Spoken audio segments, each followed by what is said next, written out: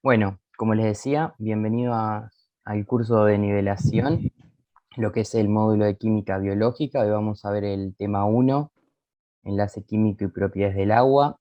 Mi nombre es Guillermo y ahí les dejo mi mail de contacto por si tienen alguna consulta que quieran hacer. Recuerden que también tienen disponible foros en el aula virtual para evacuar por ahí también todas las dudas que tengan.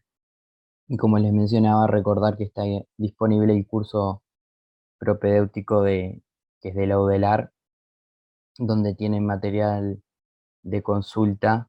eh, y bueno, eso lo van a poder consultar cuando ustedes lo consideren necesario. Bueno, para comenzar, comentarles un poco de qué va la clase de hoy. Vamos a tener una primera parte donde vamos a ver algo de enlace químico, en particular enlace iónico y enlace covalente. Vamos a ver también un tipo de interacción como son los enlaces de hidrógeno. Y después vamos a pasar a una parte donde veremos propiedades del agua y sus consecuencias, en particular interacciones hidrofóbicas y lo que es el pH. La idea es, yo la primera parte de la clase voy a estar dando una presentación. La idea es que cuando tengan consultas me paren, abran, perdón, el micrófono y, y hablen, no hay problema por interrumpir. Bien, para comenzar, hablar un poco de qué es la materia, qué es todo lo que nos rodea, y que está compuesta por la combinación de elementos, y la partícula más pequeña de un elemento es el átomo. Además, las características de las sustancias siempre dependen de los átomos que contienen y del modo en que estos átomos se están uniendo entre sí, y se debe prestar especial atención a sus electrones, ya que los orbitales electrónicos incompletos son menos estables que los orbitales completos. Por lo tanto, los átomos van a tender a interactuar con otros para completar esos orbitales que están incompletos. Generalmente, esa interacción se puede dar de dos formas: a través de la transferencia de electrones de un átomo a otro, como en el caso del cloruro de sodio, que es la sal de mesa. Si observamos en esta representación, el átomo de sodio en el nivel 3 tiene un solo electrón, y el caso del cloro en el nivel 3 tiene 7 electrones. Por lo tanto, se puede dar una transferencia de un electrón del átomo de sodio al átomo de cloro. El átomo de sodio queda con los dos orbitales completos y el cloro completa los tres orbitales. Cuando se da una transferencia de electrones de un átomo a otro, decimos que estamos frente a un enlace del tipo iónico. Pero esa interacción entre los átomos también se puede dar a través de compartir sus electrones. Lo que pasa por ejemplo, en el agua, en la molécula de agua, que se compone de dos átomos de hidrógeno y uno de oxígeno. El oxígeno tiene un déficit de dos electrones en el nivel 2, y el hidrógeno tiene un solo electrón en el nivel 1.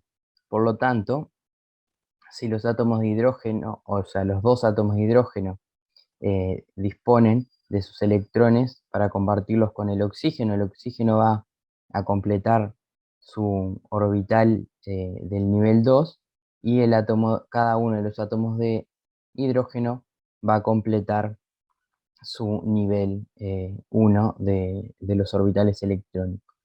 Cuando dos átomos están compartiendo sus electrones, decimos que estamos frente a un enlace covalente.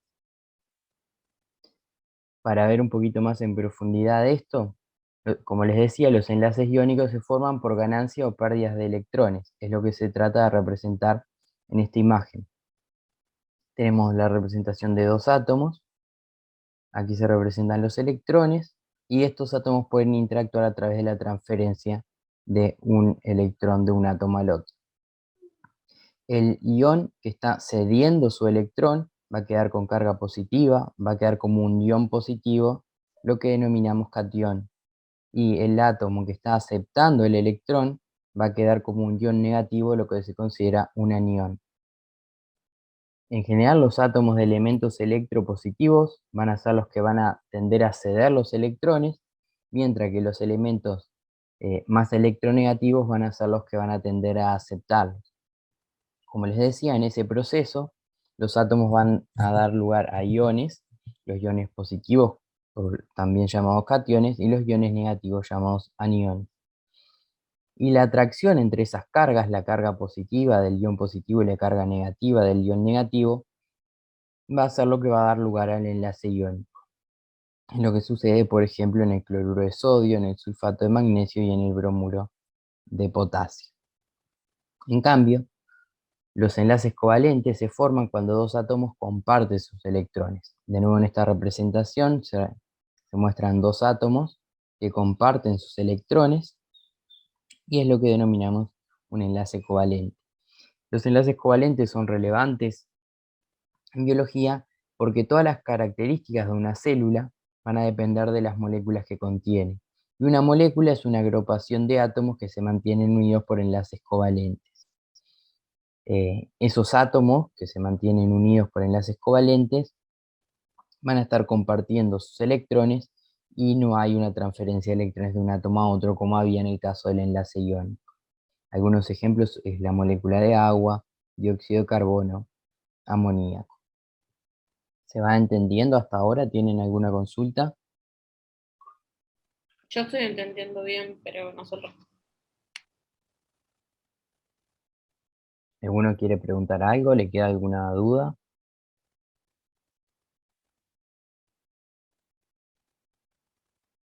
Bien, No, no. perfecto, seguimos entonces. Bueno, ahora vamos a pasar un poquito a ver eh, cómo podemos de alguna forma predecir si estamos frente a enlaces covalentes o enlace iónico. Para eso tenemos que revisar una propiedad periódica que se considera como se considera la electronegatividad. La electronegatividad se define como la capacidad que tiene un átomo para atraer hacia sí los electrones de un enlace. Y para predecir si estamos frente a enlaces covalentes o enlaces iónicos, lo que vamos a ver es las diferencias de electronegatividad que hay entre los dos átomos que forman el enlace. Cuando la diferencia de Tengo una electron... Sí, consulta. Perdón que te corte. no hay problema. Quería saber si está bien.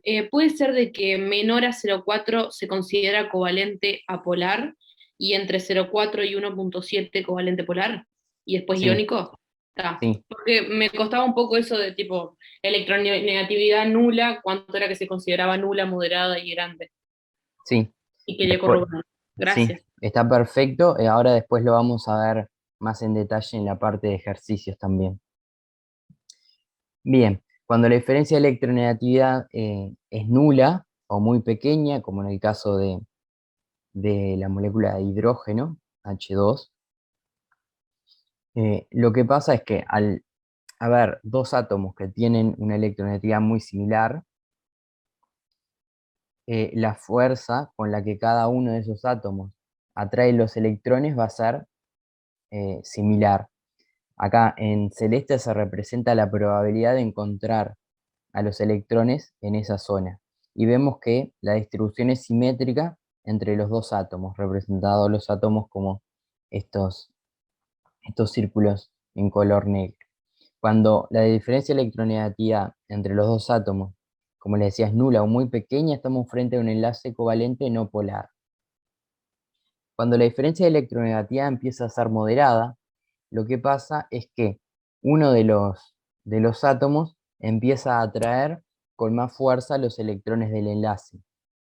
Es lo que se representa acá en amarillo, anaranjado y verde. Átomos más electronegativos que el átomo que se representa en color negro. Lo que vemos en color celeste es la probabilidad de encontrar a los electrones en esa zona y pueden observar que cuanto mayor es la diferencia de electronegatividad, la probabilidad de encontrar los electrones se acerca más al átomo más electronegativo. Cuando la diferencia de electronegatividad empieza a ser grande, uno de los átomos atrae con tanta fuerza los electrones del enlace que se da la transferencia de electrones de un átomo a otro, y es cuando estamos frente a un enlace iónico. Entonces, como mencionaba la compañera, según la diferencia de electronegatividad, vamos a estar frente a un enlace covalente no polar, un enlace covalente polar y un enlace iónico. En el caso de los enlaces covalentes polares, lo que pasa es que se empiezan a formar cargas parciales negativas sobre el átomo más electronegativo, porque hay más probabilidad de encontrar a los electrones en esa zona. En el caso del enlace iónico hay cargas totales porque se daba la transferencia de electrones de un átomo a otro, y como veíamos, el que cede el electrón va a quedar con carga positiva, va a ser el catión, y el que acepta el electrón va a quedar con carga negativa, y es lo que consideramos anión. En el caso del enlace covalente no polar, no hay ni cargas parciales ni cargas totales, porque la distribución era simétrica entre los dos átomos. Una aclaración solamente para que tengan en cuenta: cuando decimos no polar es lo mismo que apolar. Entonces vamos a ver que en algunos casos voy a decir enlace covalente no polar y en otros casos voy a decir enlace covalente apolar, pero es lo mismo. Bien, como les comentaba, en los enlaces covalentes polares, los electrones se comparten de manera no equitativa. Hay uno de los átomos que atrae con más fuerza a los electrones del enlace, por lo tanto los átomos adquieren las cargas parciales que yo les comentaba. El átomo más electronegativo, en el caso del enlace oxígeno-hidrógeno, es el oxígeno, va a tener o adquirir una carga parcial negativa, mientras que el hidrógeno, que es el átomo menos electronegativo del enlace, va a adquirir carga parcial positiva. Bien, si nos centramos en las biomoléculas, que generalmente o casi exclusivamente se componen de átomos de carbono, oxígeno, hidrógeno y nitrógeno, los enlaces covalentes más comunes van a ser los enlaces oxígeno-hidrógeno, oxígeno-carbono, nitrógeno-hidrógeno, nitrógeno-carbono. Estos son enlaces covalentes polares. El oxígeno y el nitrógeno son más electronegativos, por lo tanto van a tener cargas parciales negativas, y el carbono y el hidrógeno van a tener cargas parciales positivas. Mientras que los otros enlaces covalentes comunes en biomoléculas, como el carbono-carbono y carbono-hidrógeno, se consideran enlaces covalentes apolares. Bien, hasta acá alguna consulta que tengan, algo que no les haya quedado claro. No, a ver, todo claro. No, todo claro. Bien, perfecto, seguimos adelante entonces. Bien, ahora vamos a pasar a ver un poquito qué pasa en la molécula de agua. Los dos enlaces, oxígeno e hidrógeno, son altamente polares porque hay una diferencia de electronegatividad moderada entre el átomo de oxígeno y el átomo de hidrógeno, por lo que el átomo de oxígeno adquiere carga parcial negativa, como se representa en este caso, mientras que los átomos de hidrógeno adquieren cargas parciales positivas.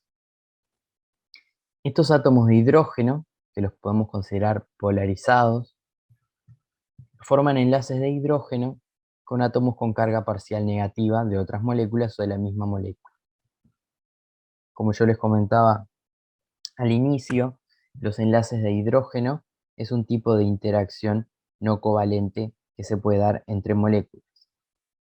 Enlaces de hidrógeno seguramente ustedes lo hayan visto en el liceo. Es lo que capaz que le llamaban algunos puentes de hidrógeno. Acá los vamos a llamar enlaces de hidrógeno. En la figura de abajo se representan dos moléculas de agua y se representa el enlace de hidrógeno, que, como decía anteriormente, se va a dar entre las cargas parciales negativas de una molécula de agua y las cargas parciales positivas de otra molécula de agua.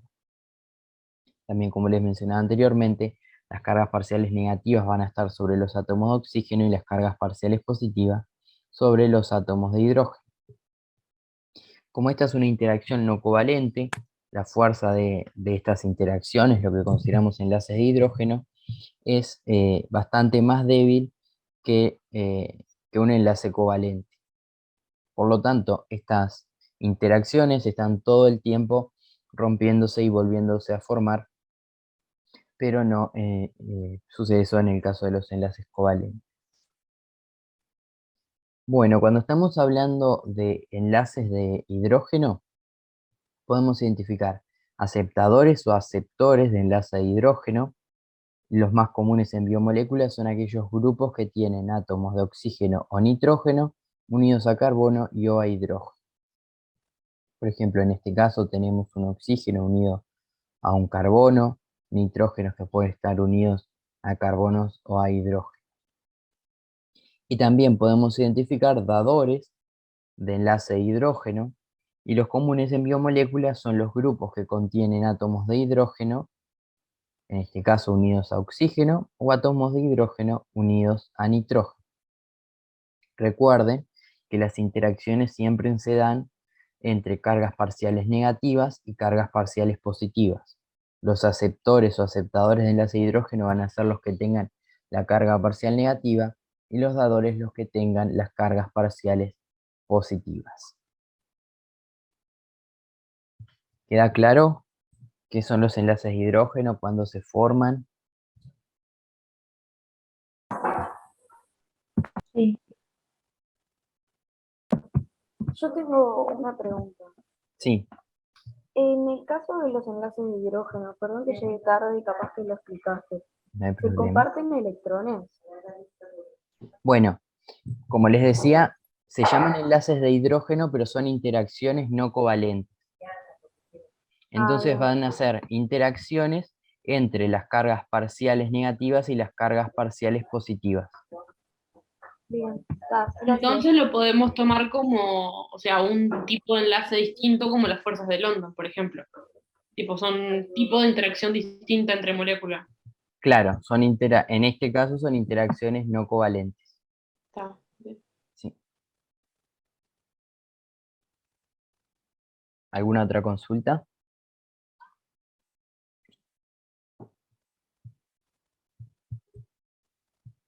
Bien, seguimos entonces. Vamos a ver el caso de la urea, que es esta molécula que se presenta aquí. Esta es una estructura o una representación de la estructura que se utiliza mucho en química orgánica. En estas estructuras, en los vértices, hay átomos de carbono, aunque no se representan. ¿Y qué les parece? ¿Esta molécula puede formar enlaces de hidrógeno?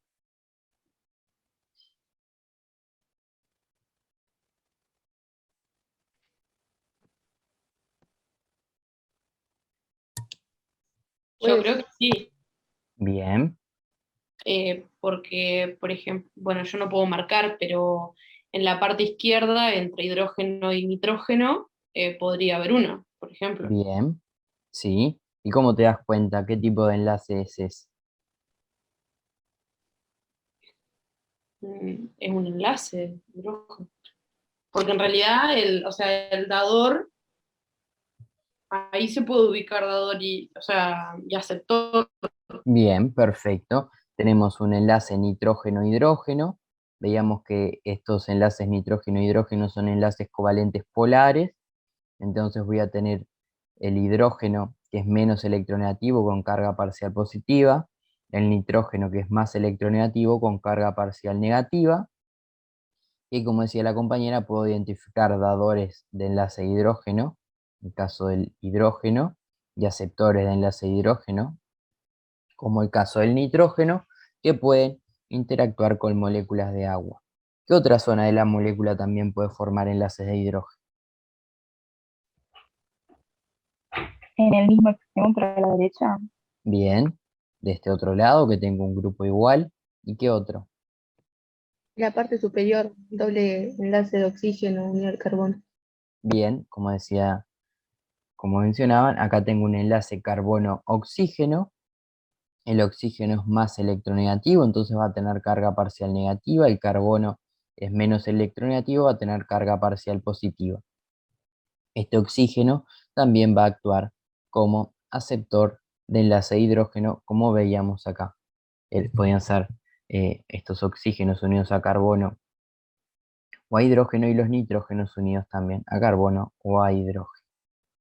Bien, entonces acá les trato de mostrar los enlaces de hidrógeno que puede formar la molécula de urea con moléculas de agua. En rojo se representan los enlaces de hidrógeno con moléculas de agua.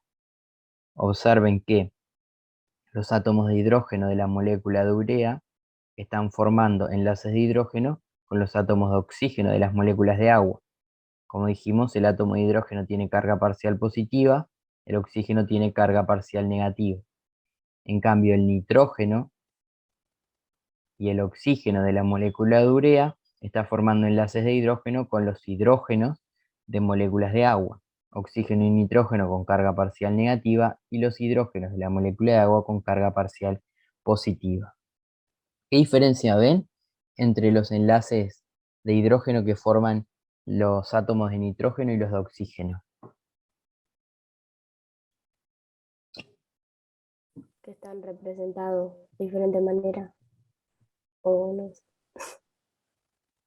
¿Sí? ¿Y qué diferencia hay? Vean acá, el átomo de oxígeno, ¿con cuántas moléculas de agua está formando enlaces de hidrógeno? 2, Con dos, Bien, ¿y el nitrógeno? con una. Con una. Eso se da por la interacción y la formación del enlace de hidrógeno se da a través de los pares de electrones no enlazantes de los Equivalencia. átomos Claro. de nitrógeno y de oxígeno. Si ven, esto que está representado acá, estos dos puntitos, son el par de electrones no enlazantes de átomos de nitrógeno, tiene un par de electrones no enlazantes, entonces va a formar solo un enlace de hidrógeno. En cambio, el oxígeno tiene dos pares de electrones no enlazantes, entonces puede formar dos enlaces de hidrógeno con dos moléculas de agua diferentes. ¿Se entiende eso? Sí, profe. Bien. ¿Tienen alguna consulta de lo que son los enlaces de hidrógeno? no, No. Bien. Entonces ahora vamos a ver un poquito las propiedades del agua, que son bastante particulares, y eso se debe a la polaridad de la molécula en sí y la capacidad que tiene de formar enlaces de hidrógeno. Aquí de nuevo les represento la molécula de agua. Tenemos los dos átomos de hidrógeno con carga parcial positiva, lo que determina una región electropositiva en la molécula, y los dos pares de electrones no enlazantes que se muestran con esta forma de, de cuñas, donde se encuentran las cargas parciales negativas, lo que determina una región electronegativa en la molécula de agua. Además, la molécula de agua tiene una geometría que se denomina angular, y esa geometría también está determinada por ese par de electrones no enlazantes y cómo se ubican espacialmente. Y si comparamos con moléculas similares, por ejemplo el dióxido de carbono, que está formada por dos enlaces carbono-oxígeno, dijimos que los enlaces carbono-oxígeno también son enlaces covalentes polares, hay una diferencia electronegativa, por lo tanto tenemos un dipolo de cada enlace, cargas parciales positivas en el átomo de carbono y cargas parciales negativas en los átomos de oxígeno, pero la molécula de dióxido de carbono tiene una geometría lineal, por lo tanto los dos dipolos de cada enlace se cancelan y la molécula no tiene un carácter dipolar, como sí sucede en la molécula de agua. Al tener una geometría angular, tenemos el dipolo de cada uno de los enlaces, con las cargas parciales positivas en los átomos de hidrógeno y las cargas parciales negativas en los átomos de oxígeno. Esos dos dipolos se suman, la suma vectorial, lo que determina que la molécula de agua tiene un dipolo molecular. Si vemos la molécula como un todo, tiene un dipolo. Podemos identificar, como les decía, una región electronegativa sobre el átomo de oxígeno y el par de electrones no enlazantes, y una región electropositiva en la zona donde se encuentran los átomos de hidrógeno. Por lo tanto, decimos que la molécula de agua presenta un fuerte carácter dipolar. cada una de las moléculas de agua puede formar enlaces de hidrógeno hasta con otras 4 moléculas vecinas. Puede formar un enlace de hidrógeno por cada uno de los átomos de hidrógeno, como tiene 2 átomos de hidrógeno, puede formar 2 enlaces de hidrógeno a través de sus dadores de enlace de hidrógeno, y además puede formar un enlace de hidrógeno por cada par de electrones no enlazantes. Como dijimos que el átomo de oxígeno tiene 2 pares de electrones no enlazantes, va a formar 2 enlaces de hidrógeno a través de los átomos de hidrógeno de otras moléculas de agua. Es importante, como les decía, como estas son interacciones no covalentes, las moléculas de agua se unen de forma transitoria y forman un entramado de enlaces de hidrógeno que están todo el tiempo rompiéndose y volviéndose a formar. En el caso del agua en estado sólido, que es un estado más ordenado, en general, cada una de las moléculas de agua está formando enlaces de hidrógeno con otras 4 moléculas de agua vecinas. En el caso de agua en estado líquido, que es un estado que ya tiene un poco más de energía, las moléculas se mueven más. Si nos fijamos en un instante, o sea, en un instante dado, nos fijamos cada una de las moléculas de agua, generalmente está formando enlaces de hidrógeno con 3 moléculas vecinas. Y en el caso del estado gaseoso, que es un estado más desordenado, donde las moléculas ya tienen más energía y se mueven más, la importancia de los enlaces de hidrógeno disminuye. Bien, ¿alguna consulta de esto? ¿Algo que no haya quedado claro? No, Bien. Ahora vamos a empezar a ver qué pasa cuando las moléculas de agua interaccionan con otras moléculas. Podemos decir que el agua disuelve bien a aquellas moléculas que tienen enlaces polares y que pueden formar enlaces de hidrógeno con ella. Es lo que sucede, por ejemplo, con la sacarosa. Se van a formar enlaces de hidrógeno entre el agua y la sacarosa. Aquí hay una representación de una molécula de sacarosa rodeada por moléculas de agua que están interactuando a través de los enlaces de hidrógeno, que van a reemplazar a los enlaces de hidrógeno que hay entre las moléculas de sacarosa y que son característicos de la sacarosa en el estado sólido. Sacarosa es azúcar, el azúcar de mesa. Si solo tenemos sacarosa en estado sólido, solo voy a tener moléculas de sacarosa que van a interactuar entre ellas por enlaces de hidrógeno. Cuando disuelvo esa sacarosa en agua, el agua va a empezar a debilitar por competencia los enlaces de hidrógeno que hay entre otras moléculas. Esto se da por probabilidad, ya que al disolver hay muchas más moléculas de agua que moléculas de sacarosa, entonces es más probable que esos enlaces de hidrógeno se formen entre las moléculas de agua y las moléculas de sacarosa. Se empiezan a aislar y eso es lo que denominamos como una disolución, una molécula de sacarosa rodeada por moléculas de agua, que interactúan en este caso a través de enlaces de hidrógeno. Pero los sólidos iónicos también se disuelven bien en agua. Tenemos el caso del cloruro de sodio, que es la sal de mesa, que como habíamos visto, está formada por átomos de sodio y cloro que interactúan a través de enlaces iónicos, por lo tanto, se una transferencia de electrones de un átomo al otro. La estructura cristalina del cloruro de sodio está formada por cationes sodio y aniones cloruro, que como habíamos visto, se mantienen unidos a través de la atracción entre las cargas opuestas. Cuando trato de disolver el cloruro de sodio en agua, lo que sucede es que el agua va a empezar a debilitar por apantallamiento de cargas, lo que se denomina solvatación, a los enlaces iónicos. Las Yo no cargas, entendí eso cuando leí que, o sea, no entiendo a qué se refiere con el apantallamiento, no sé ni cómo se dice. bien, apantallamiento o solvatación quiere decir que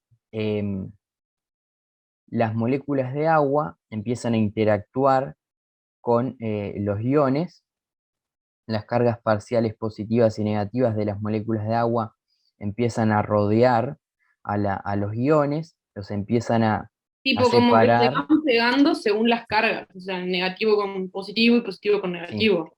Como que se van exacto, acomodando, digamos. exacto.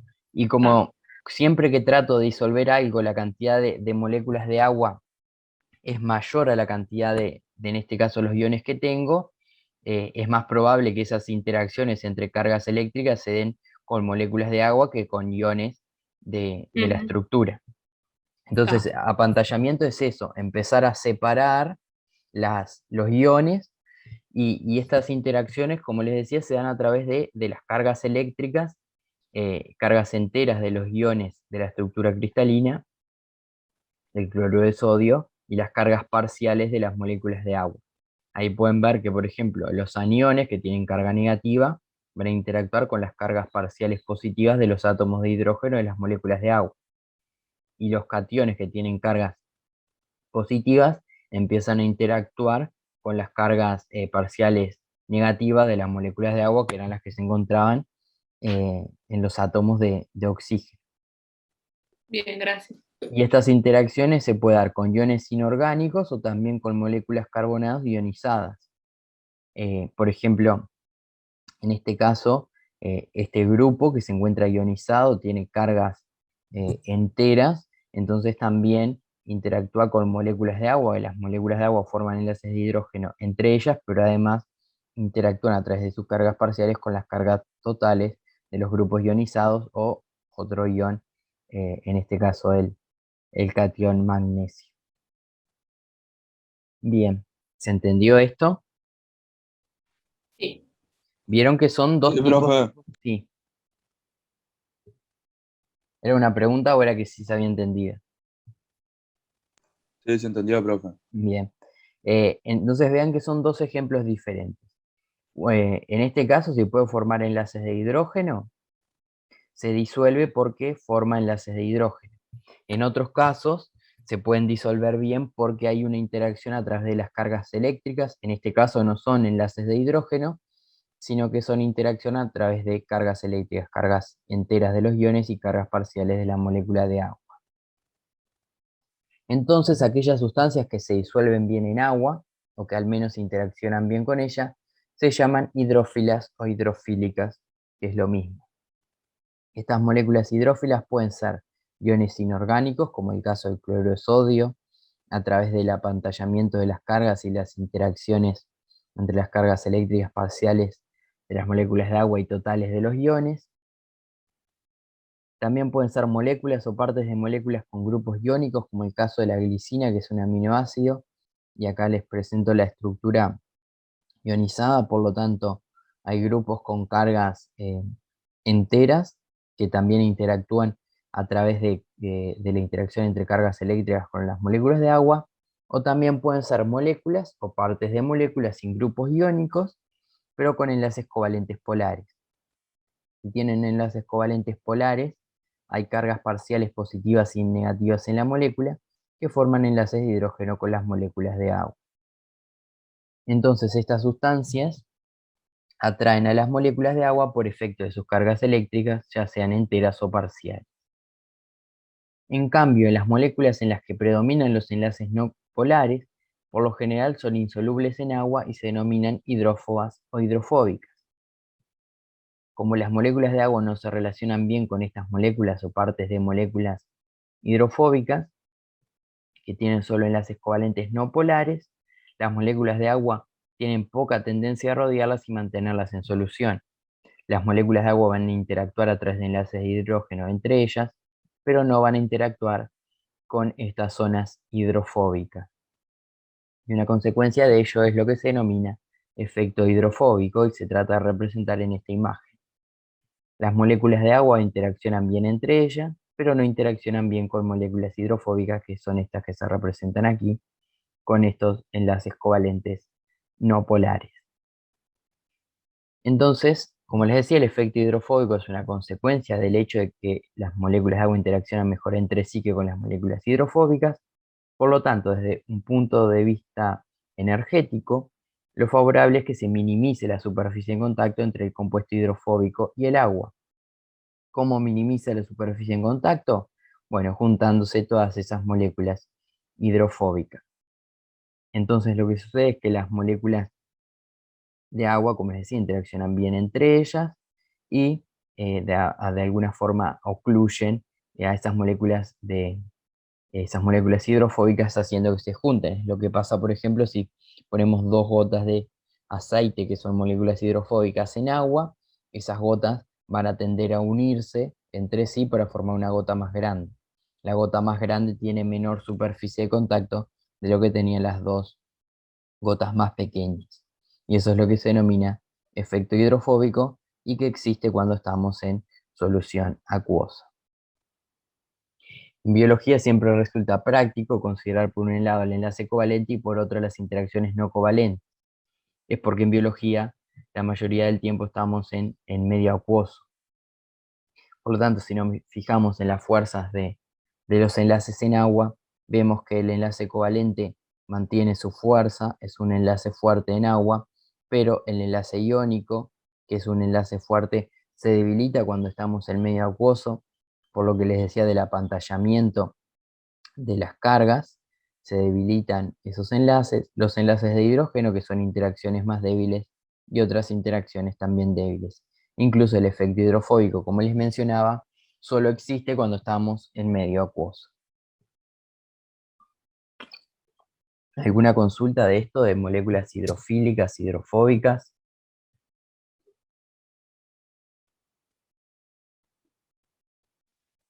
No, No, profe. Bien. Si no tienen dudas, seguimos entonces. Siempre igual son los mismos los que me dicen que no tienen dudas. ¿El resto quiere preguntar algo? No. No. Bien. Seguimos entonces. Bueno, algo que es importante que mantengan o que tengan en cuenta es que los enlaces covalentes son los que definen a las moléculas, como había mencionado al principio. Aquí se representan 2 moléculas diferentes en las que sus átomos se mantienen unidos por enlaces covalentes, pero estas moléculas se pueden unir más o menos fuertemente entre sí por interacciones no covalentes. Tenemos la representación de 2 moléculas diferentes que están interactuando a través de una interacción no covalente, por ejemplo, a través, en este caso, de un enlace de hidrógeno. Por lo tanto, dentro de cada una de las moléculas, las voy a definir por sus enlaces covalentes, pero tengan en cuenta que también pueden interactuar entre ellas por interacciones no covalentes, como los enlaces de hidrógeno. Bien, pasando un poquito al segundo tema de la clase de hoy, vamos a ver lo que es la ionización del agua. Tenemos 2 moléculas de agua que forman enlaces de hidrógeno entre ellas, y en una probabilidad muy pequeña, pero que sucede y se observa experimentalmente, una molécula de agua puede aceptar un protón de la otra molécula de agua vecina con la que está formando el enlace de hidrógeno, y puede dar a la formación de un ion hidronio y un ion hidroxilio. El ion que aceptó el protón, que en este caso va a ser H3 o más, es lo que denominamos un ion hidronio, y la molécula de agua que cede su protón o su átomo de hidrógeno es lo que consideramos el ion hidroxilio. Estas flechas lo que representan es que esto es un equilibrio, por lo tanto se está dando todo el tiempo la reacción directa, o sea, cada molécula de agua está cediendo un átomo de hidrógeno, pero al mismo tiempo el ion hidronio está reaccionando con el ion hidroxilo para dar 2 moléculas de agua, y es lo que se representa en estas 2 ecuaciones químicas. Acá lo que veo es que 2 moléculas de agua dan un ion hidronio y un ion hidroxilo, o lo que puede también expresarse de forma simplificada como una molécula de agua que se disocia en un protón y un ion hidroxilo. Como ven, podemos usar al ion hidronio o al protón en formas equivalentes y también van a ver que en algunos casos se representa como ion hidronio y en otro caso como protón, pero tengan en cuenta que estamos hablando de la misma especie. Además, siempre se cumple que la concentración de protones por la concentración de iones hidroxilos es 1 por 10 a la menos 14. Estos paréntesis rectos lo que representan es concentración y siempre en estos casos la expresamos en molaridad. Además, en agua pura se cumple que la concentración de protones es igual a la concentración de los iones hidroxilos, que es 1 por 10 a la menos 7 molar. Bien, ¿se entiende esto? Sí, se entiende. Sí, se entiende. Bien. A partir de estos iones y analizando las soluciones acuosas, podemos definir a las sustancias que aumentan la concentración de ion hidronio en solución acuosa como ácidos. Y dentro de los ácidos podemos diferenciar lo que son los ácidos fuertes, que van a ser aquellos ácidos que se disocian totalmente en solución acuosa, como el caso del ácido clorhídrico, que en solución acuosa se disocia totalmente para dar protones y aniones cloruro. Yo Y tengo una sí, consulta de eso. O sea, sobre todo en ácidos débiles, como en bases débiles. Tipo, es como que queda el hidronio por un lado y como otra molécula aparte. Como que no se termina de disociar, no se termina de separar. En los es débiles. exacto. Los ácidos débiles se disocian parcialmente. Cuando trato de disolver, por ejemplo, ácido bórico, que es esta sustancia en agua, lo que pasa es que una parte de estas moléculas de ácido bórico se van a disociar para dar protón y esta otra especie, y otra parte de las moléculas de ácido bórico van a quedar como ácido bórico en sí. Entonces, cuando disuelvo un ácido fuerte, en solución acuosa solo voy a tener protones y cloruro. Cuando disuelvo un ácido débil, voy a tener las tres especies: el ácido bórico, protones o iones hidronio, que es lo mismo, y esta otra especie que es la base conjugada. ¿Se entiende? Sí, gracias.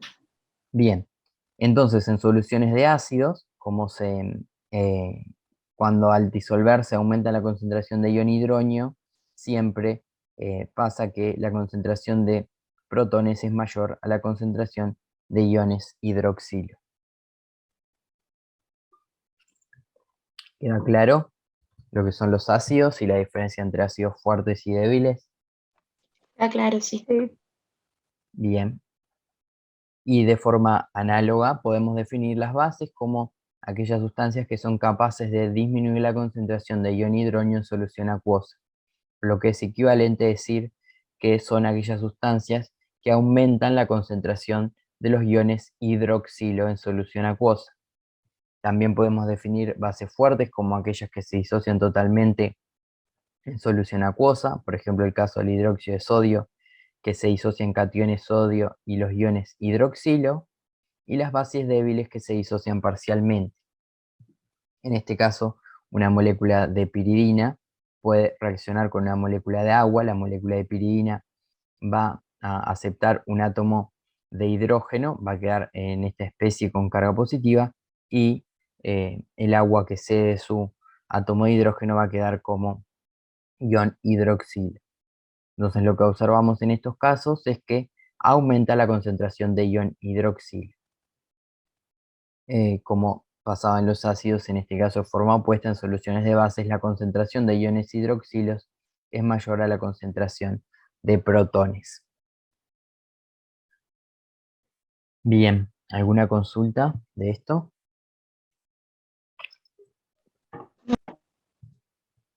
Bien, perdonen que yo siempre estoy todo el tiempo preguntándoles, pero si sigo hablando y no paro, se hace demasiado aburrida la clase. La idea es que participen y se saquen todas las dudas, obviamente.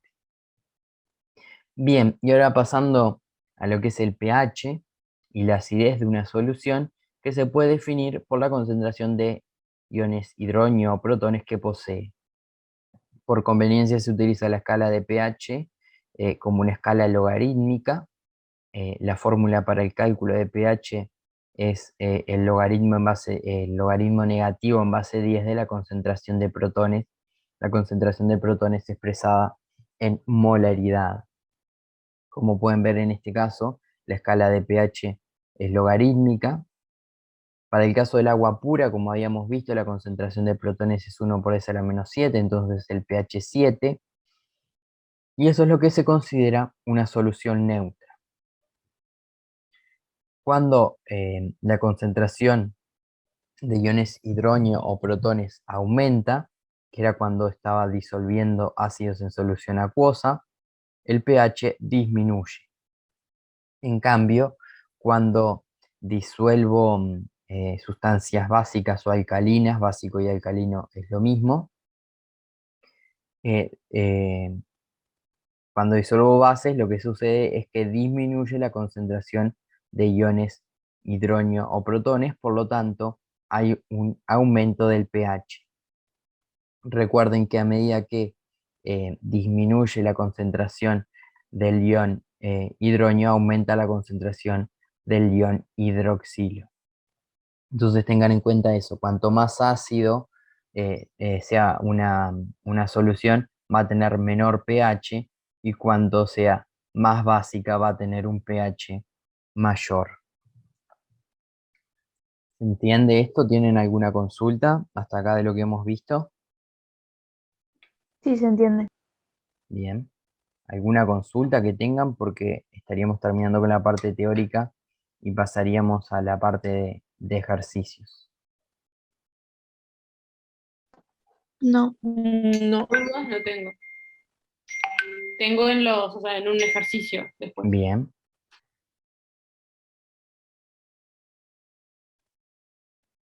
Bien, entonces si no hay dudas, pasamos a la parte de ejercicios, que también es un repaso de esta parte más teórica, así que si tienen dudas ahí, lo vamos viendo. Bueno, el ejercicio 1 nos dice, a partir de la electronegatividad de los átomos, según la escala de Pauling, que componen las siguientes sustancias, prediga el tipo de enlace que presenta. En esta tablita les doy la electronegatividad según la escala de Pauling de los átomos que van a necesitar. Y después le pregunta cuál o cuáles de las sustancias mostradas anteriormente se disuelven bien en agua. Entonces, como hoy nos preguntaba la compañera y comentaba ella en la escala, tenemos valores de referencia. Esta es una escala arbitraria, estos valores se definieron arbitrariamente y se ha observado que explican de forma aceptable lo que después se observa de forma experimental, por lo tanto se utilizan de esta forma. Cuando la diferencia de electronegatividad entre los dos átomos que forman el enlace está entre 0 y 0,4, consideramos que es un enlace covalente apolar. En el caso de la diferencia sea entre 0,4, o mejor dicho, mayor a 0,4 y menor a 1,7, es un enlace covalente polar, y cuando la diferencia es mayor a 1,7 es un enlace iónico. Entonces, vamos a comenzar. En el primer caso teníamos la molécula de amoníaco NH3. ¿Qué tipos de enlace tienen? Covalente polar. Covalente polar. Bien, son enlaces nitrógeno-hidrógeno. Esta molécula tiene 3 enlaces iguales nitrógeno-hidrógeno. Calculamos la diferencia de electronegatividad entre los dos átomos, ¿cuánto le da? 0,9. Bien, la diferencia de electronegatividad lo hacen con la resta, se fijan en la tablita la electronegatividad del nitrógeno es 3,0, del hidrógeno es 2,1, hacen la resta, les da 0,9. Entonces ahí ubican en la escala, como bien dijeron, el enlace nitrógeno-hidrógeno es un enlace covalente polar. Entonces esta molécula se va a disolver en agua. Sí. Bien. ¿Y por qué se disuelve en agua? ¿Qué tipo de interacción tiene con el agua? El apantallamiento. En el caso de los enlaces covalentes polares, tenía el caso de los apantallamientos, recuerden que era cuando tenía cargas enteras, claro, cargas enteras, y se daba una interacción entre esas cargas enteras. En este caso, en un enlace covalente polar, ¿qué tipo de cargas Hay hay? enlaces hidrógeno, Hay enlaces de entonces lo hidrógeno, disuelve. exacto. Tiene enlaces de hidrógeno porque como el enlace nitrógeno-hidrógeno es un enlace covalente polar, el nitrógeno, que es el más electronegativo, dijimos que era 3,0 su electronegatividad, tiene una carga parcial negativa. El caso del hidrógeno tiene carga parcial positiva. Entonces este enlace está polarizado y puede formar enlaces de hidrógeno con las moléculas de agua. ¿Se entiende?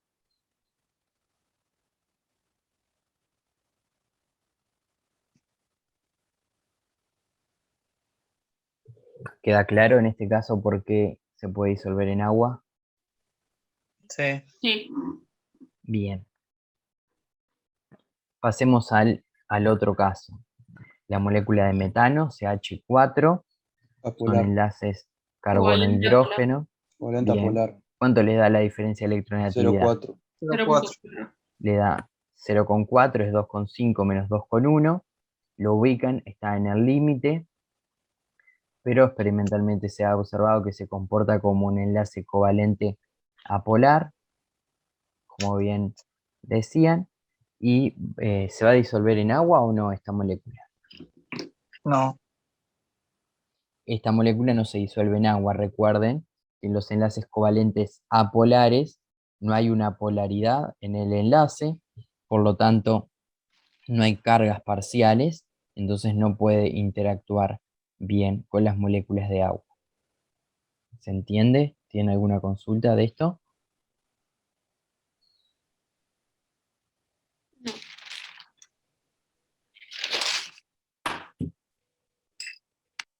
Bien.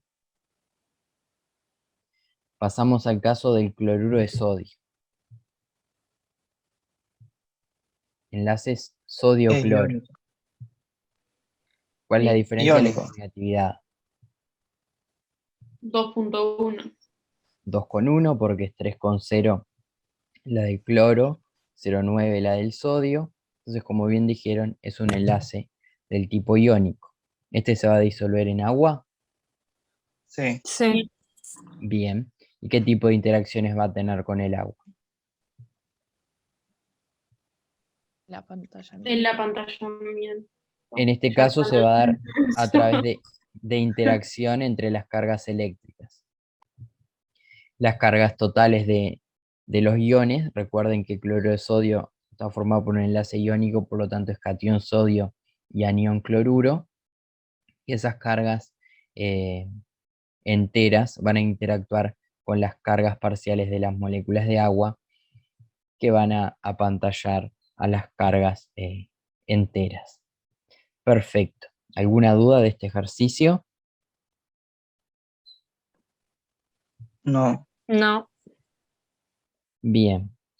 Pasemos al ejercicio 2 entonces. Este ejercicio les dice, los enlaces covalentes polares se dan entre átomos con diferencias marcadas de electronegatividad. El átomo más electronegativo adquiere carga parcial negativa, mientras que el átomo menos electronegativo adquiere carga parcial positiva.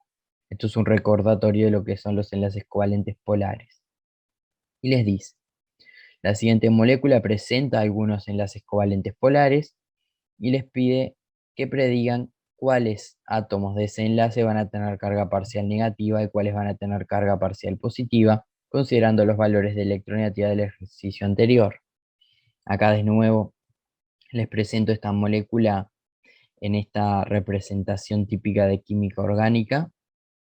Recuerden que en los vértices siempre hay átomos de carbono y cada átomo de carbono siempre tiene que tener 4 enlaces.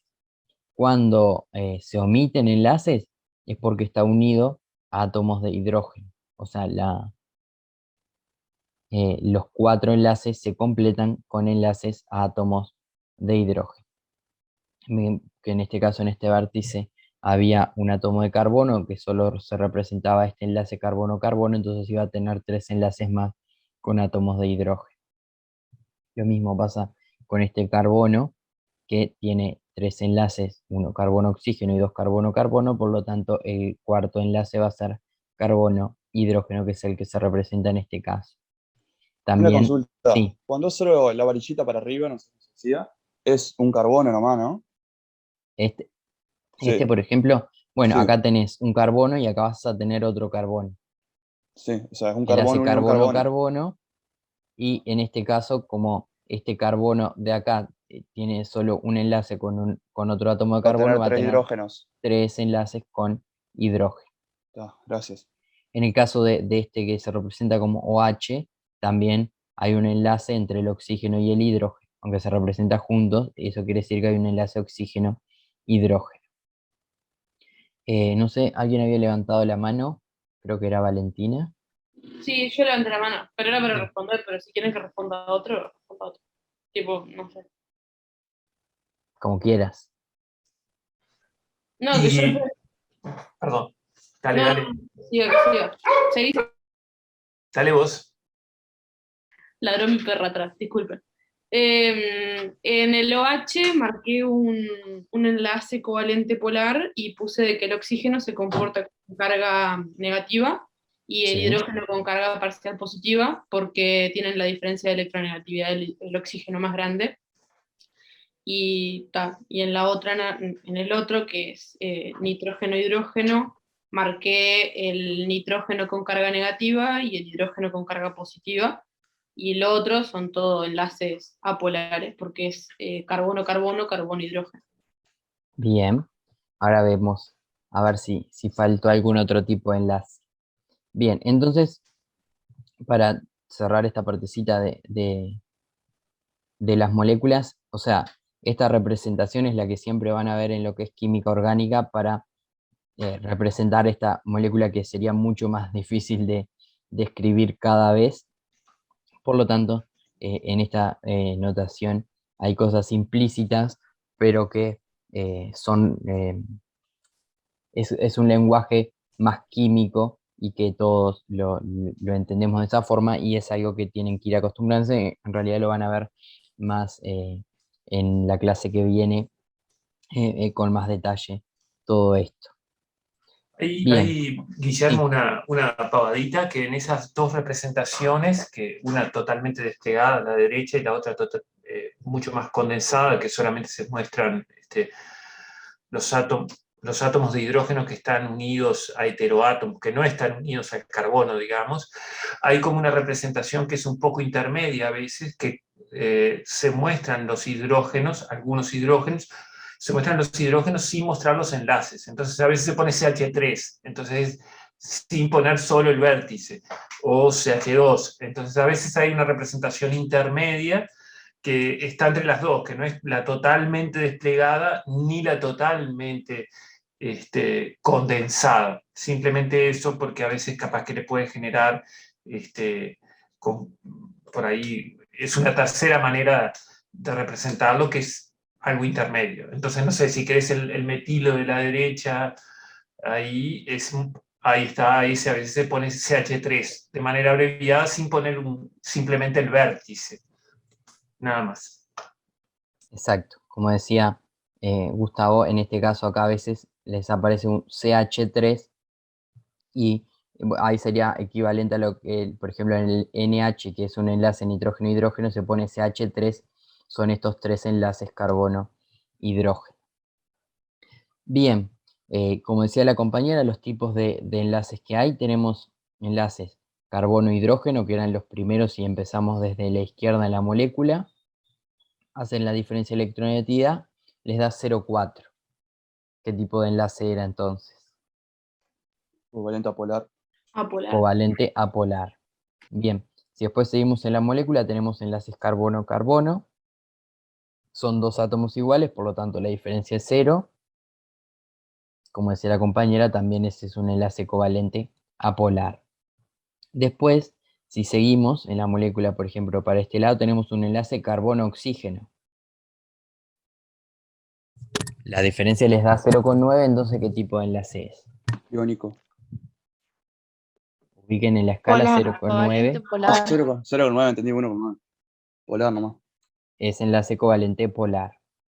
Bien, si vemos acá, recuerden que después tenemos el enlace oxígeno-hidrógeno, que si la diferencia les da 1,3, entonces va a ser ¿de qué tipo? Covalente polar. Covalente polar también. Bueno, si seguíamos para este lado, teníamos, recuerden, carbono-hidrógeno, uno más acá, después carbono-carbono, dos carbonos hidrógeno para acá, carbono-carbono, carbono-carbono y más carbono-hidrógeno, y acá tenemos carbono-nitrógeno. La diferencia le da 0,5, entonces ¿de qué tipo es? Covalente polar. Es otro enlace covalente polar.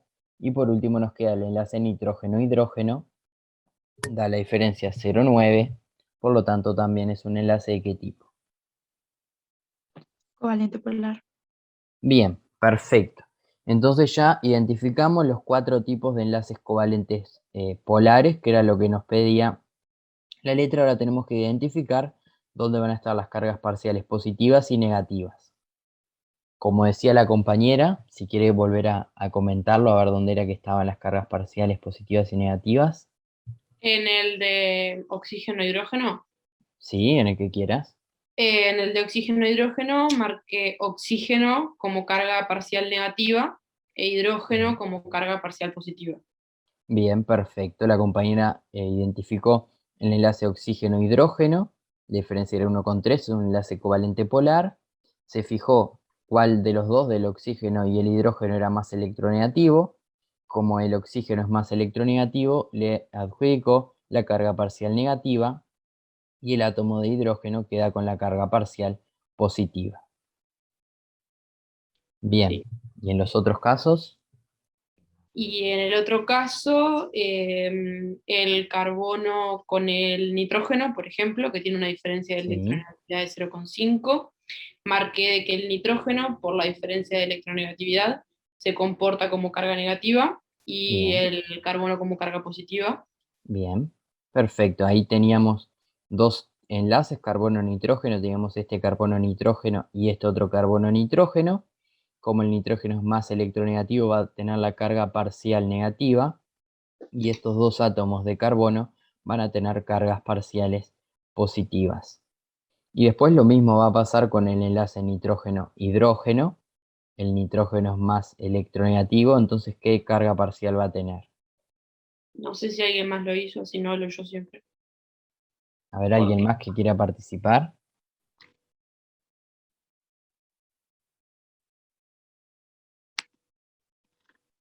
En el enlace nitrógeno-hidrógeno, ¿cuál va a tener la carga parcial positiva y cuál la negativa?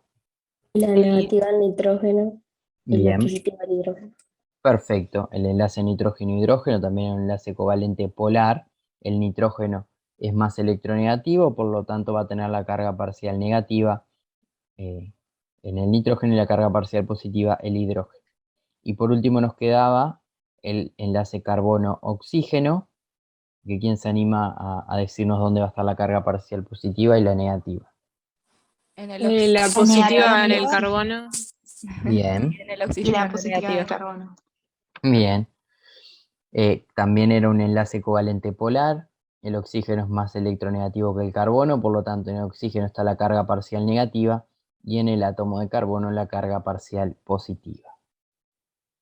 Ahí les represento y vean a ver si están de acuerdo o les quedó alguna duda de esto. Yo estoy de acuerdo, sí. Sí, yo estoy de acuerdo, no tengo dudas. Bien, perfecto. ¿Alguien que tenga alguna consulta de este ejercicio? No, profe. Bien, perfecto. Si nadie tiene dudas, entonces pasamos al siguiente. Ejercicio 3. Ahora vamos a ir con enlace de hidrógeno. Nos presenta la molécula de etanolamina, que es esta que se encuentra acá, y nos dice cuántos átomos dadores de enlace de hidrógeno presenta y cuántos átomos aceptores de enlace de hidrógeno. Entonces, recuerden, dadores de enlace de hidrógeno. ¿Quiénes eran los dadores de enlace de hidrógeno? Los átomos de hidrógeno unidos a un oxígeno o a un nitrógeno. Perfecto, esa era la definición. Hidrógenos unidos a oxígeno o a nitrógeno. ¿Cuántos dadores de enlace de hidrógeno vamos a tener en este caso entonces? Uno, que está ahí arriba, o sea, a la izquierda. Bien, Dos, que está con el nitrógeno. bien. Y no sé cuál otro más. 6 serían Hay total. 2 hidrógenos, ¿no? O sea, en el de Son 3, nitrógeno. 2 del nitrógeno y 1 en el oxígeno. Tenemos un ¿Los del carbono no se hidrógeno. cuentan? Bueno, ahora lo vemos. Tenemos hidrógeno unido a oxígeno, 1. Y acá tenemos 2 hidrógenos unidos a nitrógeno. El compañero nos decía los hidrógenos unidos a carbono. ¿Qué tipo de enlace era el enlace carbono-hidrógeno? Covalente apolar. Era covalente apolar. Recuerden que en los casos de enlaces covalentes apolares no hay cargas parciales, por lo tanto, no hay una polaridad del enlace y esos hidrógenos no van a formar enlaces de hidrógeno, porque no tienen la carga parcial positiva que tienen que tener los hidrógenos para ser dadores de enlace de hidrógeno. ¿Se entiende? Sí. Sí. Bien. Entonces, por eso, la definición de dadores de enlace de hidrógeno son hidrógenos unidos a oxígeno o a nitrógeno. Como bien decía, hay 3 dadores de enlace de hidrógeno en esta molécula. El hidrógeno unido al oxígeno y los 2 hidrógenos unidos a nitrógeno. En el caso de los aceptores de enlace de hidrógeno, ¿quiénes eran?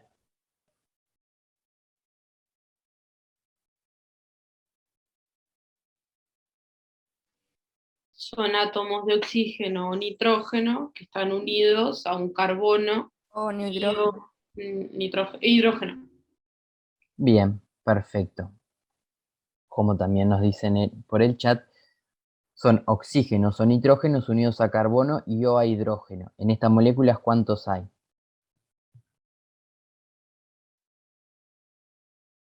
Uno. hay 2. Hay 2. ¿Quién dice cuáles son? ¿Quién se anima a indicar? El oxígeno y el nitrógeno. Bien, el oxígeno, que está unido a un hidrógeno hidrógeno. y a un carbono, y el nitrógeno, que está unido a 2 hidrógenos y a un carbono. ¿Les queda claro? Sí, queda claro. Entonces, en esta molécula tenemos 3 dadores de enlace de hidrógeno y 2 aceptores de enlace de hidrógeno. ¿Sí?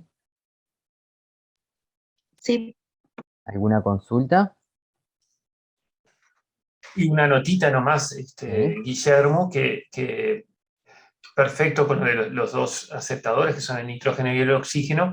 Noten que el oxígeno, como aceptador, puede aceptar 2 enlaces de hidrógeno, porque recuerden que tiene 2 pares de electrones no enlazantes. De modo que puede aceptar 2 enlaces de hidrógeno. El átomo es 1, como ya contestaron bien ustedes, el oxígeno, y 2 si contamos oxígeno y nitrógeno.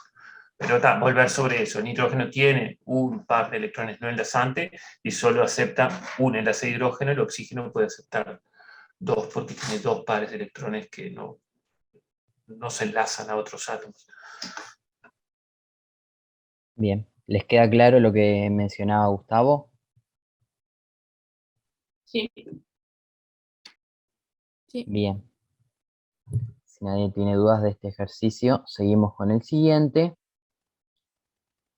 Este ejercicio nos dice, prediga si las siguientes sustancias son hidrófilas o hidrófobas a partir del tipo de enlaces que las forman. Y además nos pregunta cuáles de ellas son capaces de formar enlaces de hidrógeno. En el caso de la glicina, ¿qué les parece? ¿Qué tipo de interacciones puede tener con el agua?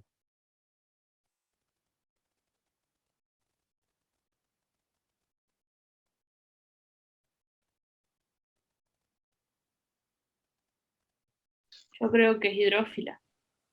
Bien, es hidrófila, entonces se va a disolver en agua, va a interactuar bien con el agua.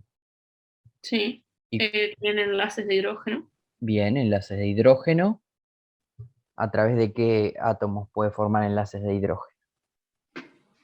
Por los que tienen carga, el oxígeno con carga negativa y el nitrógeno con carga positiva. Bien, recuerden que los enlaces de hidrógeno se forman cuando hay cargas parciales.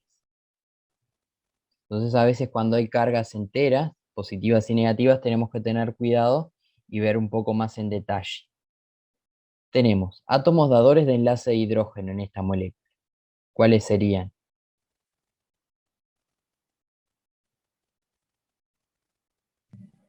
Los 3 hidrógenos conectados con el nitrógeno. Los 3 hidrógenos que forman enlaces nitrógeno-hidrógeno. Bien, perfecto.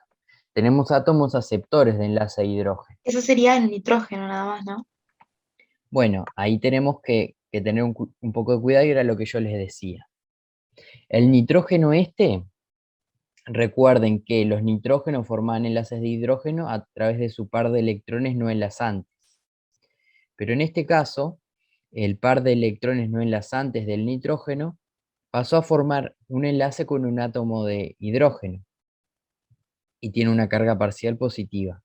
Entonces el nitrógeno, que en este caso se representa ionizado, no va a poder formar enlaces de hidrógeno, porque no tiene disponible ese par de electrones no enlazantes. ¿Queda claro eso?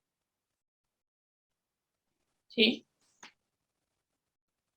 Bien. La compañera que había dicho el nitrógeno, ¿queda Sí, claro? quedó claro.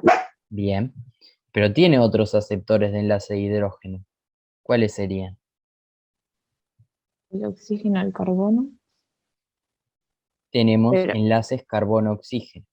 Este oxígeno tiene carga parcial negativa porque está unido a un carbono que es menos electronegativo, y este otro que tiene la carga negativa, además tiene todavía sus 2 pares de electrones no enlazantes disponibles. Entonces este átomo oxígeno también va a ser un aceptor de enlaces de hidrógeno. ¿Queda claro eso? Sí. Bien. ¿Y qué otro tipo de interacción? Puede interactuar a través de enlaces de hidrógeno, pero ¿qué otro tipo de interacción puede tener con el agua?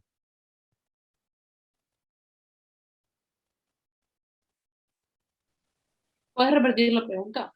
Iónica Sí. por las cargas. Bueno, no iónica en el término de iónico lo reservamos para cuando estamos hablando de enlace iónico, pero sí tiene grupos ionizados. Entonces puede interactuar a través de las cargas eléctricas de la molécula ionizada también. Estas cargas enteras de la molécula ionizada pueden interactuar con las cargas parciales de las moléculas de agua a través de interacción entre cargas eléctricas. Lo que estaba preguntando era, la respuesta básicamente era eso que recién dije, a través de qué otro tipo de interacción puede interactuar con el agua la molécula de glicina ionizada. ¿Queda claro los 2 tipos de interacción que puede tener esta molécula con el agua?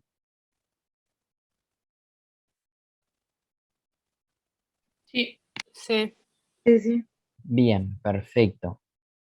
Entonces, como habían dicho al inicio, esta molécula va a ser ¿de qué tipo? ¿Hidrófila o hidrófoba? Yo puse hidrófila. Hidrófila. Hidrófila porque, como dijimos, puede formar enlaces de hidrógeno y además interactuar a través de las cargas eléctricas con las moléculas de agua.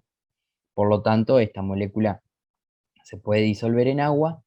Y la otra pregunta era si era capaz de formar enlaces de hidrógeno, lo que ya dijimos que sí, porque tenía átomos dadores y aceptores de enlace de hidrógeno.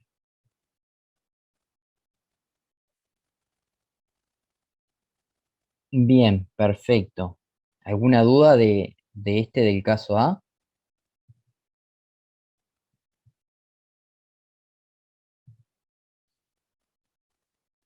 ¿Alguien que quiera consultar algo? No. No. Bien, vamos ahora con el pentano. ¿Qué tipo de enlaces tiene el pentano? De nuevo les presento esta representación bastante reducida, esta notación típica de química orgánica. Es todo carbono. Entonces es enlace covalente apolar. Bien, tengo enlaces carbono-carbono. ¿Y qué otro tipo de enlaces tiene? Carbono e hidrógeno. Con hidrógeno. Carbono-hidrógeno. Recuerden que siempre los carbonos completan sus 4 enlaces cuando están omitidos con hidrógenos. Bien, entonces, como bien dijeron, son enlaces del tipo covalentes apolares. ¿Están de acuerdo? Sí. ¿Sí? ¿Y qué tipo de molécula es? ¿Hidrófila o hidrófoba? Hidrófoba. Hidrófobo. Hidrófoba, porque como solo tiene enlaces covalentes apolares, no interactúa con el agua. ¿Puede formar enlaces de hidrógeno?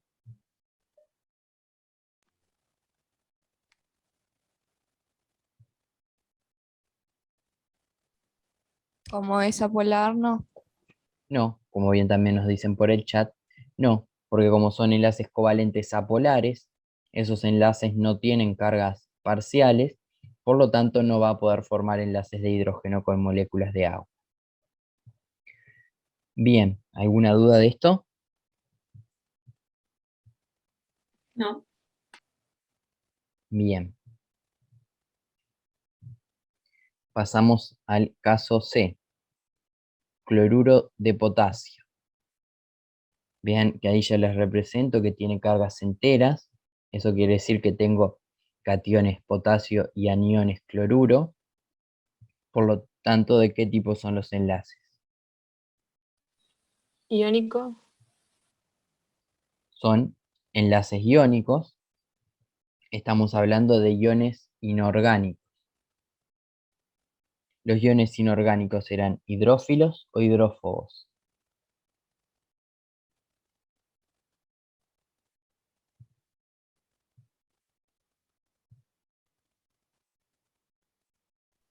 Hidrófilos. Bien, perfecto. Hidrófilos. ¿Cómo te diste cuenta, Lucía? Creo que fue que habló que eran hidrófilos. ¿Cómo interactúan con el agua? Me di cuenta por la electronegatividad. Bien, perfecto.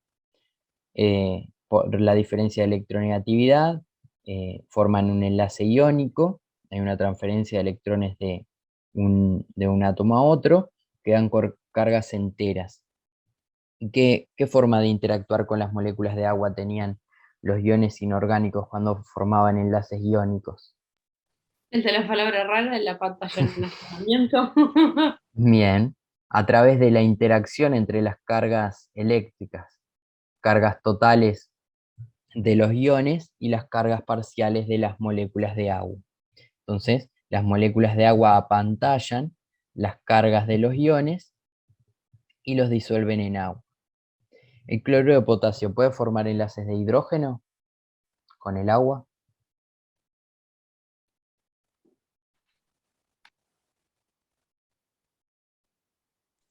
No.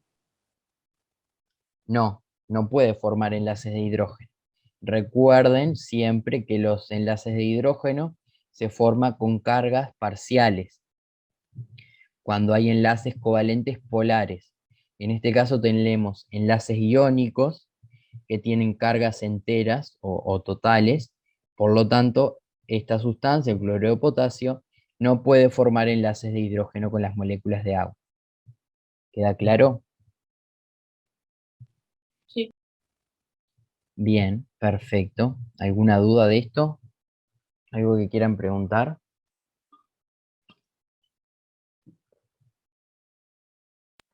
No. Bien, pasemos entonces al caso de la fructosa. ¿Qué les parece esta molécula? Así viéndola, ¿qué tipo de enlace tiene? ¿Cómo puede interactuar con el agua, si es que puede hacerlo?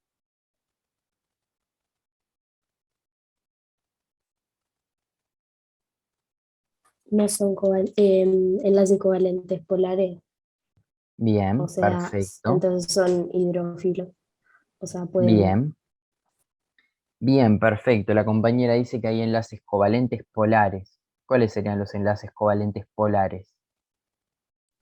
El oxígeno y el hidrógeno, Bien, oxígeno, hidrógeno.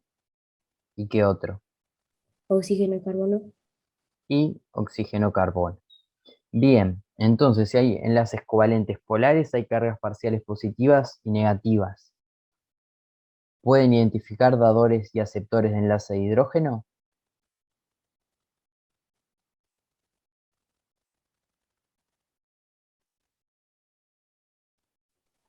Sí, por ejemplo, el oxígeno y el hidrógeno es un aceptor. A ver, ¿cuáles son aceptores?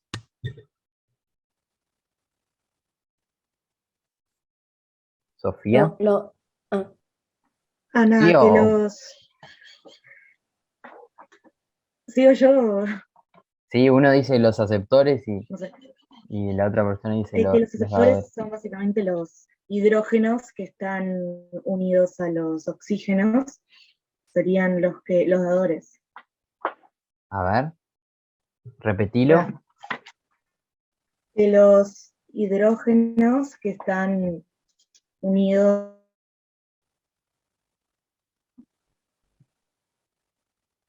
Opa.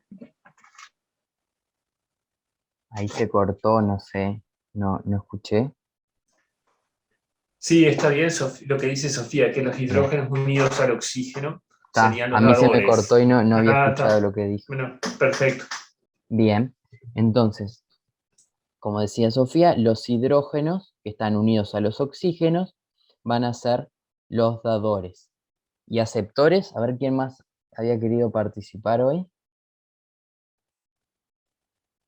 no sé si era yo. Los carbonos unidos al oxígeno son los aceptadores. Recuerden, los aceptores o aceptadores son, en este caso, los oxígenos unidos a carbono. O oxígenos unidos a hidrógeno y a carbono. Entonces, esta molécula tenemos átomos dadores de enlace de hidrógeno y átomos aceptores. ¿Cuántos átomos dadores de enlace de hidrógeno ven ahí?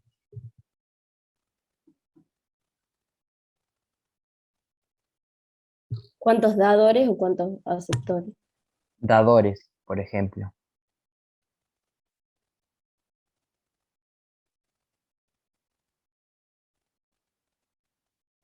¿5? Tenemos 5. Recuerden que dijimos que los dadores iban a ser los hidrógenos unidos a oxígeno. Hay 5 en el caso de esta molécula. ¿Y cuántos aceptores de enlace de hidrógeno? 6. 6, porque son los oxígenos que están unidos a hidrógeno y carbono o oxígeno unido a carbono. Bien, perfecto. Entonces tenemos enlaces covalentes polares, hay cargas parciales positivas y negativas. ¿Esta molécula va a ser hidrófila o hidrófoba? Hidrófila. Va a ser hidrófila. Bien, ¿y puede formar enlaces de hidrógeno? ¿Sí? Bien, como ya habíamos dicho, podemos identificar átomos dadores de enlace de hidrógeno y átomos aceptores, por lo tanto va a formar enlaces de hidrógeno con las moléculas de agua, por lo tanto si interacciona bien con las moléculas de agua la consideramos una molécula hidrófila. Perfecto. ¿Alguna duda de esto? No. ¿Alguna duda del ejercicio de esto o de lo anterior? ¿Se dan cuenta cómo identificar si interactúa bien con el agua o no, si es hidrófila, o hidrófoba?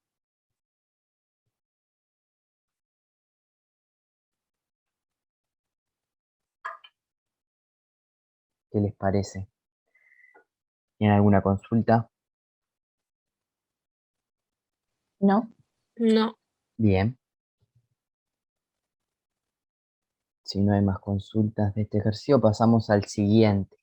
Ahora vamos a pasar un poco a lo que era la segunda parte de la clase, lo que es pH, ácidos y bases. Bien, el ejercicio les dice, la etilamina es una molécula que en solución acuosa aumenta la concentración de iones hidroxilo. Entonces les dice, ¿la etilamina es una molécula ácida, neutra o básica? ¿Qué les parece? Yo puse, por ejemplo, básica, Bien. ¿Los porque demás? sería ácida si aumentara iones de hidronio, pero aumenta los de hidróxido. Bien, perfecto. Entonces, la etilamina es una molécula básica porque en solución acuosa aumenta la concentración de los iones hidroxilos. Entonces, el valor de pH esperado por una solución acuosa de etilamina, ¿qué les parece? ¿Va a ser menor a 7, igual a 7 o mayor a 7? Mayor a 7. Mayor a 7. Recuerden en la escala de pH, si una solución es básica, va a tener un pH mayor a 7. ¿Queda claro esto? ¿Sí? Bien, pasamos al siguiente. Y les dice, determina el pH de las siguientes soluciones. Les da dos soluciones. La primera con una concentración 0,1 molar de ácido clorhídrico y les dice que la concentración de protones es 0,1 molar. Por lo tanto, si tengo la misma concentración de ácido clorhídrico al inicio que la misma concentración de protones luego de disolverlo, quiere decir que ese es un ácido fuerte porque se disocia totalmente. Ven que todo lo que pongo de ácido clorhídrico se disocia para dar protones y los iones cloruro. Y la solución B también es una solución 0,1 molar, pero en este caso de ácido bórico, que era un ácido débil, donde la concentración de protones es 7,6 por 10 a la menos 6. Ven que en este caso, solo una parte de las moléculas de ácido bórico se van a disociar para dar protones. Bien, ¿cómo harían para resolver este ejercicio? La ecuación de pH menos el Bien, logaritmo de la concentración de H+. bien, usando la ecuación de la definición de pH como logaritmo negativo de la concentración de protones. Bien, entonces ahí tienen que sustituir la concentración de protones en la ecuación. ¿Cuánto les da el pH de la solución A, por ejemplo? 2,3. A ver, A mí me dio 1. Sí, a mí me dio uno. Y a mí también. Sí, no sé, mi calculadora, el logaritmo en base 10 es logaritmo neperiano, pero no sé. bien, o sea, la definición es con el logaritmo en base 10. Por Ahí eso va. te da diferente porque capaz que es porque estás usando el otro logaritmo. Ujú. Es el logaritmo en base 10 el que tienen que usar para la ecuación. Entonces lo que tienen que hacer es pH, lo calcula como el menos logaritmo de 0,1 y como dijeron, el pH de esa solución les da 1. Bien, en el caso de la solución B, ¿cuánto les da? 5,1. 5,1. Bien, lo que tienen que hacer es volver a sustituir, en este caso 7,6 por 10 a la menos 6 en la ecuación del cálculo de pH y les da 5,1. ¿Cuál de las dos soluciones es más ácida? El pH 1. La A. La primera. Recuerden que para que una solución sea más ácida, o sea, cuanto más ácida es una solución, menor es su pH. Vean que si partimos de dos soluciones de igual concentración, una de un ácido fuerte y la otra de un ácido débil, la solución del ácido fuerte, porque se disocia totalmente, va a ser más ácida, por lo tanto va a tener un pH menor. ¿Se dan cuenta de eso? ¿Les queda claro? Sí. Sí. Bien, perfecto. Valentina, que era creo que la que había tenido problemas con el logaritmo, Sí, es que en realidad no entiendo por qué, digo, yo en química di con logaritmo neperiano, entonces por eso me equivoqué. Pero ya estoy, o sea, entendí lo está, teórico, sí, la lógica lo entendí. Era está. simplemente error de cálculo, pero ya lo arreglé, gracias. Bien, perfecto. ¿Alguna consulta del ejercicio? ¿Les queda claro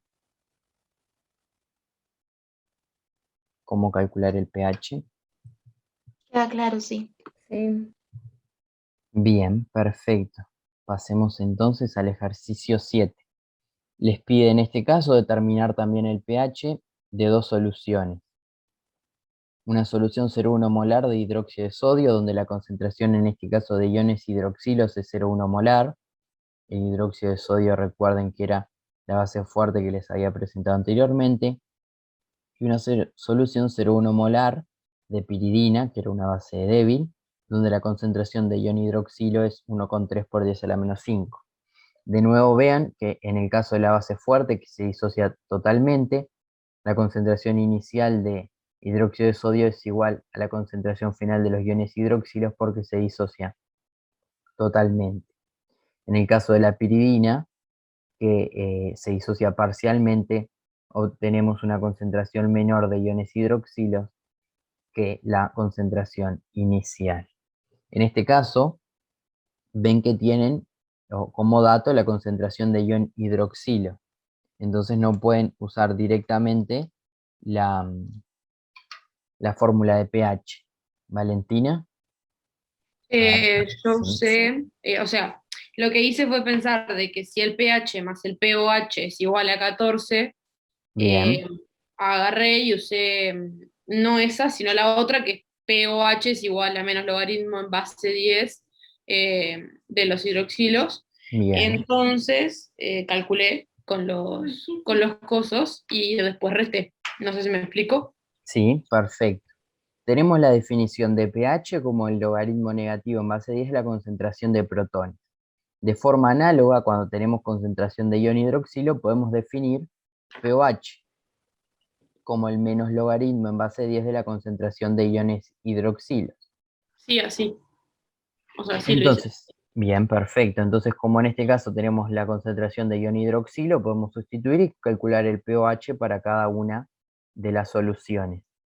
Además, como decía la compañera, tenemos esta otra ecuación donde pH más pOH es igual a 14, que esto se puede demostrar matemáticamente que siempre se cumple, el pH más pOH es 14. Entonces, como decía la compañera, con la concentración de ion hidroxilo calcula el pOH, sustituye en esta otra ecuación y calcula el pH de estas soluciones. Bien, para la solución A, entonces, calculamos pOH. ¿Cuánto les da el pOH? 1. 1. Les da 1, porque es el menos logaritmo de 0,1, entonces el pH de esta solución, ¿cuál es? 13. 13. Es el pH es 13. Es Bien, básico, totalmente, como vos has dicho. bien, perfecto. En el caso B, también vuelven a calcular el pOH, en este caso sustituyendo la concentración de ion hidroxilo por 1,3 por 10 a la menos 5. ¿Cuánto les da el pOH? 4,9. 4,8. 8. Bien, 4,8, 4,9. Entonces, ¿el pH cuál es? 9,1. 9,2, 9,1, depende. Bien, perfecto. Entonces, de estas dos soluciones, ¿cuál es más básica? La O La sea, una de- base fuerte la primera, por eso. Bien, perfecto. Recuerden que una solución, cuanto más básica es, más alto o mayor es su pH.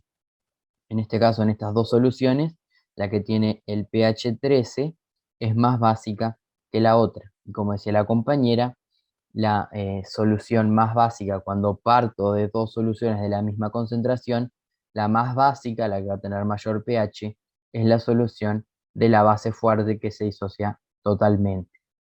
La base débil, como se disocia parcialmente, va a ser también básica porque es una base, pero va a tener un pH un poco menor que la otra de la base fuerte. ¿Queda claro? Sí. sí. Sí. Bien, con este ejercicio estaríamos terminando. ¿Tienen alguna consulta? ¿Algo de No, de los mi parte quedó ejercicios? todo claro. No, De la... profe, a mí me quedó todo claro. Bien, Sí, a mí igual. bien. A ver qué tenemos en el chat, todo claro. Bien, voy a dejar de compartir entonces.